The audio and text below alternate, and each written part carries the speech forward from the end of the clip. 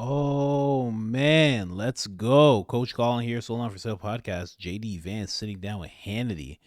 Apparently, he reveals the moment Trump and Zelenskyy meeting went off the rails. Let's hear what JD had to say about this whole thing. Let's go. Thank you for being with us. Good to see you, man. Appreciate it. Great to be here. Let's go back to the Oval Office Friday. Yep. From your perspective. Yeah, great TV, as the president said. Yeah, well, you know, it's funny. So we have a 45-minute press conference, and the president normally does this. I mean, I've seen this now 3 or 4 times with foreign leaders where he likes to bring the media in, likes to have a conversation, but answer questions with the press. As you know, he's very open with reporters. And what I noticed is that for the first 25, 30 or so minutes, he tried to sort of bend over backwards to be gracious and kind to Zelenskyy, even when Zelenskyy was kind of needling him, even when Zelenskyy was saying things that I thought were untrue. The president just tried to be diplomatic, right? I think that's his natural instinct in that situation. And then when it really went off the rails, of course, is when I asked, or you had a Polish journalist who asked a question, the president answered it, and then I answered it, and then something about my answer just really set Zelenskyy off. So then he came at me. So you're blaming yourself. And then I went back at him, right. And what I tried to do originally was actually try to diffuse the situation a little bit, because I'm like, you know, we're having this meeting. Obviously, there are 100 television cameras here. Let's try to have this conversation in private. And then the president, as we kept on going back and forth, I tried again to say, well, maybe we should have this conversation in private. And the president was like, nope, actually, I don't want to have it in private anymore. I want to have this actual conversation in public for the American people to see. And I do think that there was just a certain sense of, there was a lack of respect. There was a certain sense of entitlement. And most importantly, look, we can look past all of that stuff, but the president has set a very clear goal for his administration. He wants the killing to stop. And I think that it's very important that President Zelenskyy and of course President Putin too, they've both got to come to the negotiating table, and that's ultimately where things broke apart. I really don't care what President Zelenskyy says about me or anybody else, but he showed a clear unwillingness to engage in the peace process that President Trump has said is the policy of the American people and of their president. That's the real breakdown, is I think Zelenskyy wasn't yet there, and I think frankly now still isn't there, but I think he'll get there eventually. He has to. Man, Trump doing all that right out in the open is the greatest thing ever. And it's not just because it was so wild. It's not just because of that. It's because that's what people want to see. People want to actually see you have these conversations and see what actually happens between the two and hash things out. You know, and that fell apart, but it could have actually, they could have gained perspective. You know, Zelenskyy could have pulled back. He could have said, sorry, didn't realize that. They could have continued. They could have salvaged it. Zelenskyy could have salvaged it if he was a little more humble, but to be able to see that stuff in real time is, again, this election and this presidency is changing the way that they're going to happen from here on out. You're going to see podcasters be more respected as the place to be for people who are campaigning. And hopefully we keep on seeing interactions like this live and just direct. My understanding is he tried to get back in, or tried to stay a number of times, and then made numerous calls to come back. Is that true? I don't know about numerous calls, but they certainly made at least one request to come back in and continue the conversation. The president was like, look, first of all, they were disrespectful. And second of all, what are we even going to talk about? They've shown a clear unwillingness to discuss the peaceful settlement that President Trump is trying to bring to the situation. I think a lot of Americans are sort of, you know, it's useful to step back and ask ourselves, what is the actual plan here? You can't just fund the war forever. The American people won't stand for it. And by the way, Sean, if you look at European opinion polls, the Europeans aren't going to stand forever for it either. We need to bring this thing to a peaceful settlement. The president was trying to do that. He'll continue to try to do that, but you've got to have two to tango. You've got to have a negotiating partner in the Ukrainians who recognize that, you know, of course they have their views, and of course they're not always going to agree with us, but they've got to participate in the conversation. They weren't willing to do that on Friday, so the president said send him home. He said today that the war he expects will go on a very long time. I don't know where he's going to get the money to fund that war. I have my doubts that Europe will fund the war to the level that Biden and Harris were funding it. And then the issue now has come up whether or not this administration will continue to offer money and arms for this war to continue. Because without America, I would argue the president was right in saying they have no cards. Yeah. Well, Sean, I think our European friends, frankly, are being really, they're doing a disservice to the Ukrainians because their own populations are saying, we're not going to fund this war indefinitely. The American people are saying, we don't want to fund the war indefinitely. So the only thing that is in the best interest of America, of Russia, of Ukraine, and of Europe is to bring this thing to a close. What happened, Sean, is you have Zelenskyy. He goes to Europe, and a lot of our European friends puff him up. They say, you're a freedom fighter. You need to keep fighting forever. Well, fighting forever with what? With whose money, with whose ammunition, and with whose lives? The president is actually taking a much more realistic perspective and saying this can't go on forever. We can't fund this thing forever. The Ukrainians can't fight forever. So let's bring this thing to a peaceful settlement. When I interviewed Zelenskyy, he wouldn't give me direct answers. I asked him about the mineral deal to pay the U.S. back. To me, there's three phases in this. And my understanding was Friday was supposed to be relatively ceremonial. It was. And then that it was supposed to be we signed the mineral deal. That's part one. Part two would be a ceasefire. Part three would be the hardest part, the negotiated settlement with Putin, who, correct me if I'm wrong, said he's willing to talk peace with Trump. Yeah, he said he's willing to talk peace, and of course we trust but verify. We want to have the conversation. We don't assume that everything that anybody tells us is true. That's why we want to engage in this conversation. But you're exactly right, Sean. When the Ukrainians came to Washington on Friday, it was supposed to be ceremonial. There had been some public back and forth, some disagreements, some words spoken in public, and the president was like, let's have this moment. We give some credit to the brave Ukrainian fighters, and of course it's a very brave army that they have there in Ukraine. Let's sign this minerals deal, which importantly does two things. It allows the American people to get some of their money back, but it also shows the Ukrainian people that America has a long-term investment and their sovereignty. You do those things, we'll sign this thing, we'll have a rah-rah moment, and then we'll get to the tough talk of negotiating peace. We couldn't even get the Ukrainians to a point where they could talk about the peaceful settlement. And look, in some ways, Sean, I get it. I get the frustration, I get the rage. It's their country, of course, it's not our country, but you've got to accept, cooler heads have got to prevail. This thing cannot go on forever. This is the important point. I'd say this to our, of course, most importantly, the Americans who are watching, but people all over the world. When you talk to leaders in private, whether they're Ukrainian or European, when you talk to people in private, they will tell you this cannot go on forever. There aren't enough Ukrainian lives, there isn't enough American money, and there isn't enough ammunition to fund this thing indefinitely. The only realistic pathway to bringing this thing to a settlement is President Trump's pathway. We encourage both President Zelenskyy and President Putin to follow that path. Well, I mean, of course, everybody knows that. There's no one who thinks this can go on forever. I don't know if any war could go on forever, really. I mean, especially when it's about land and they're trying to take territory and one is tremendously bigger than the other. Obviously, it can't go on forever. I mean, nobody, I don't care what the mainstream media was saying. No one thought Ukraine was winning even for a day. I have a friend, close friend of mine, and he was showing me videos and he was talking about what Ukraine did here and Ukraine did there. And he's very left leaning, but we still get along. We've been boys for a long time, since back working in grocery store days. And I didn't believe a word of it. I mean, we're boys and everything. I was watching the videos you showing me, but I was like, I don't believe this for a second. There's just no way. And all of a sudden, we all see that that's not what's been going on. They haven't been winning. It hasn't been this triumphant thing. They haven't been doing the whole Braveheart thing. That's not what it's. They're not. Zelensky's not King Leonidas. No, none of that. They've just been dying and dying and dying. And I guess you could be like, oh wow, they held up for this long, but it's no good. This whole thing is just no good. Especially the fact. Let me tell you something. If they were using their own money, have at it. Go ahead. Go nuts.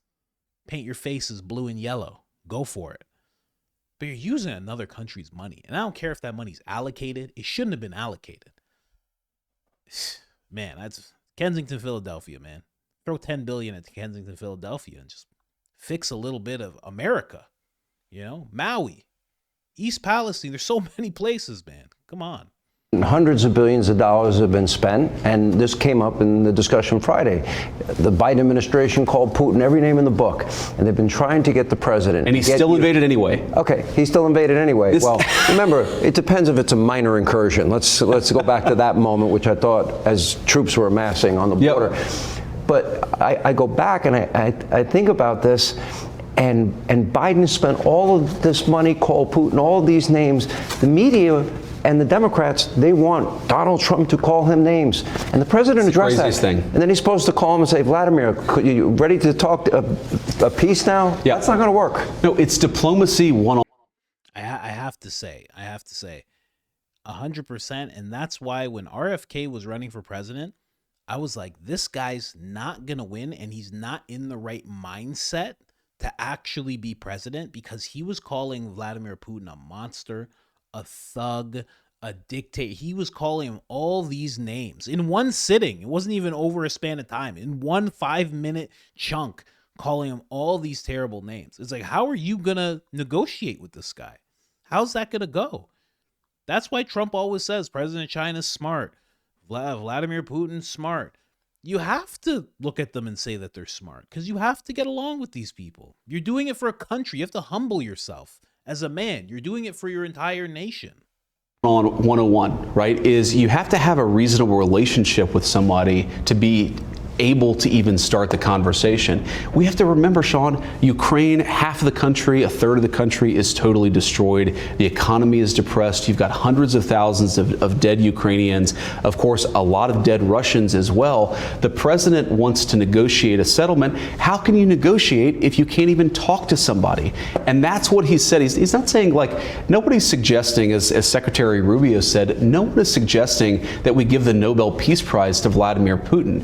What we're saying is it's important for President Trump to be able to have a conversation. That's not well served by standing up at a press conference and calling the guy every negative name in the book. By the way, as we just said, President Biden called Putin every single name in the book. What did it lead to? It led to war. It led to destruction. It led to conflict. President Trump is trying to bring this thing to a close. You got to be able to talk to somebody to do that. Is the door open? President Trump said Friday he can come back if he wants peace. Is that door still open today? What President Trump has said clearly and consistently is, of course, the door is open so long as Zelenskyy is willing to seriously talk peace. You can't come into the Oval Office or anywhere else and refuse to even discuss the details of a peace deal. Look, this is not going to make anybody happy. The Russians are going to have to give up stuff. The Ukrainians are going to have to give up stuff. You can't come to the Oval Office and say, give us security guarantees. We won't even engage with you about what we're willing to give up. That's been the Ukrainian posture. When that posture changes, as President Trump said, when they're willing to talk peace, I think President Trump will be the first person to pick up the phone. Well, I got to imagine that they're probably rethinking it. What did you make of European leaders, quote, their voices of solidarity this weekend? Because it's Lindsey Graham, who's been very supportive of Ukraine in this conflict. I mean, he was livid. Yes. And he said, if they want to now defend their own continent, let them go ahead and do it.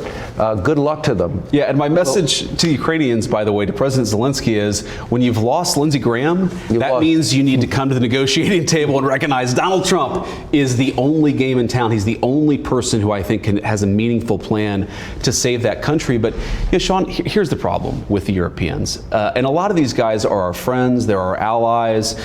We, of course, the president has a great relationship with a lot of European heads of state, and so do I, but they need to be realistic. Mm-hmm. And the craziest part about this, Sean, is that sometimes you'll have European heads of state who in public will puff up their chest and say, we're in it with President Zelenskyy for the next 10 years. And then in private, they'll pick up the phone and say, this can't go on forever. He has to come to the negotiating table. So I honestly don't care what the Europeans say in public. What I care is what they say in private.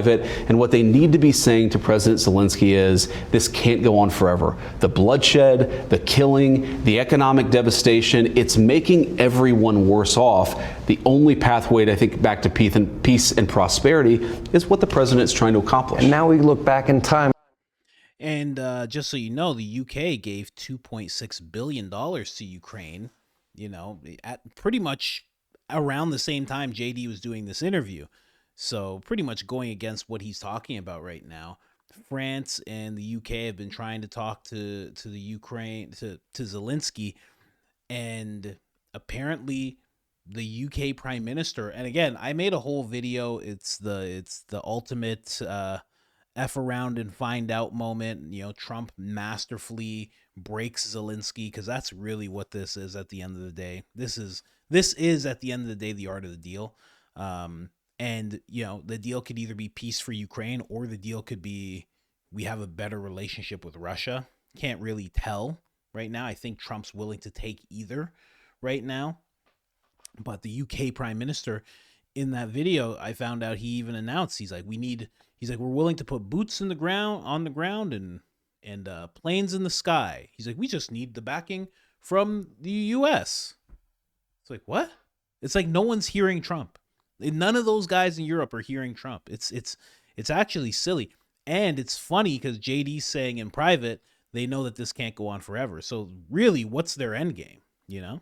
I mean, we see Joe Biden was beginning to understand that the patience of the American people is running thin. That's right. Hundreds of billions of dollars. We're a nation with nearly 40 trillion in debt. Yeah. I mean, it's too much. Well, Sean, this is an important point, though, because I was a United States Senator for the last 2 years of the Biden administration. I got elected in 2022. I think you like this job better? I think I like this job a lot better. I certainly like the president a lot better. And here's the thing, you know, when you would talk to the Biden administration officials in private, this is another example of a terrible situation the Biden admin left the Trump administration. When you ask them what's the plan, okay, we're going to spend tens of billions of dollars, hundreds of billions of dollars in Ukraine. What is your plan? And they would honestly tell you, well, we're just going to send them weapons for as long as we can and hope eventually they can turn the tide.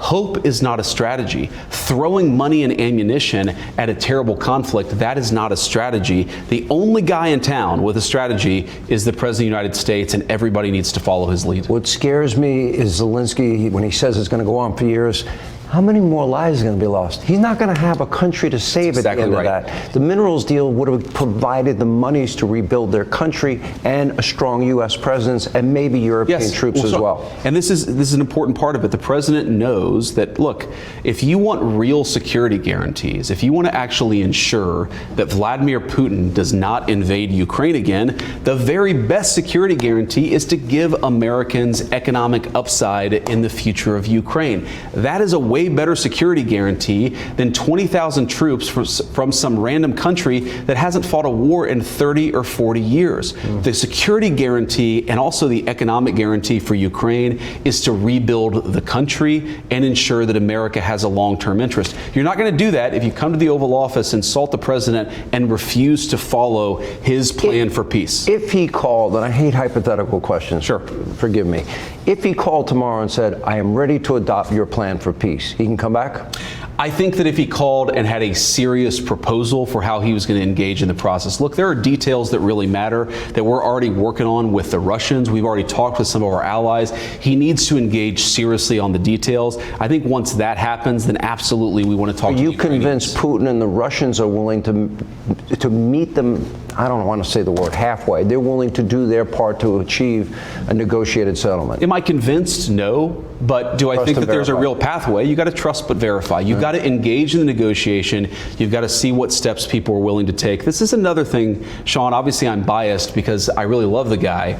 But when the media attacks President Trump as somehow on the side of Putin, two big problems with that. First of all, the only president in 20 years where you haven't had the Russians take a bunch of territory was under the first term of Donald J. Trump. The second part of that is you've got to actually accept that President Trump, he's not just assuming that everything the Russians tell him is true, he's negotiating with them. There's a give and take. There's a trust but verify. That's called diplomacy. We used to have some respect for that in Washington, D.C.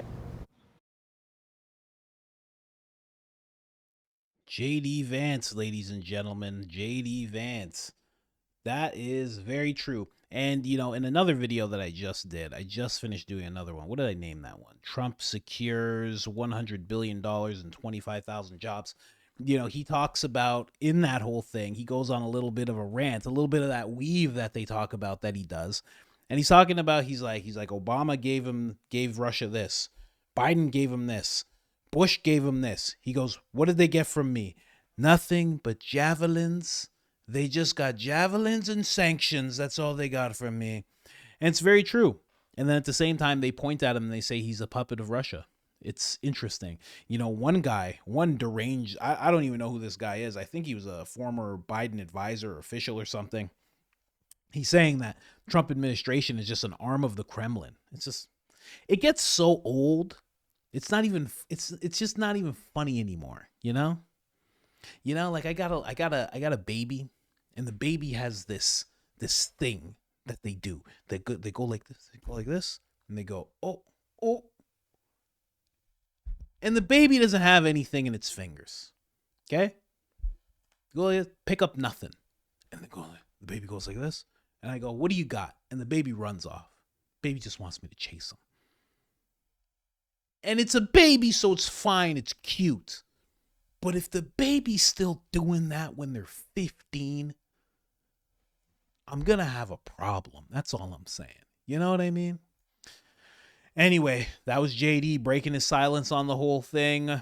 I think that there is still definitely an avenue. I think Trump's making sure that in no way, shape, or form does Zelenskyy step into this whole thing feeling emboldened. Because that was what Trump said right at the beginning. He's mentioned it again. He's mentioned it a couple of times since then. He said it when he was sitting with Zelenskyy. He says, I've enabled you to be a tough guy. And I don't think you'd be such a tough guy if we weren't backing you. And that's all it is. He just wants to make sure that they feel that they are not tough and that they're in a situation where peace is the only thing that is on the table. And that makes perfect sense, you know? Funny, Trump's trying to save more Ukrainian lives than Zelenskyy.